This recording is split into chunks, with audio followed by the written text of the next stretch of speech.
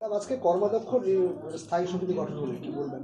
না, এইটুকুই বলবো যে সবাইকে ধন্যবাদ। এবং এখানে আমার এগরার এমএলএ আমার দাদা তরুণদা আছেন, সবাই এখানে উপস্থিত আছেন, যারা যারা নতুন নবনির্বাচিত সমিতির সবাইকে আমার অনেক অনেক শুভেচ্ছা অভিনন্দন। এইটুকুই এক্সপেক্ট করব যে ভালো করে কাজ হবে, সুন্দরভাবে কাজ হবে, ডেভেলপমেন্টের কাজ হবে, ঠিক যেমন আমাদের মাননীয় মুখ্যমন্ত্রী আমাদের দিদি চাইছেন যেভাবে সাজাতে, সেইভাবে এবং তার নির্দেশ অনুযায়ী সেভাবেই আমরা সবাই এখানে কাজ করব এবং আমি সেটাই এক্সপেক্ট করব।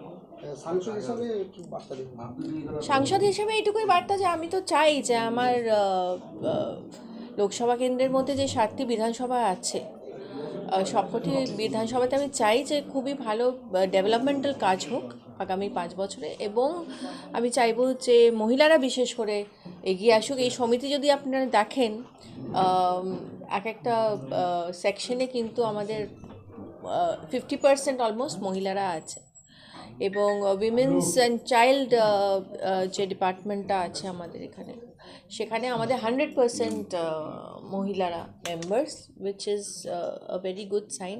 আমাদের বিডিও সাহেবও তার প্রশংসা করেছেন, কারণ উনি মানে রেজলিউশন অনুযায়ী উনি বলছিলেন 50%, কিন্তু পরবর্তী সময়ে উনি দেখলেন যে আমাদের 100% মহিলা, এমনকি প্রপোজারও যারা ছিলেন তারাও মহিলা।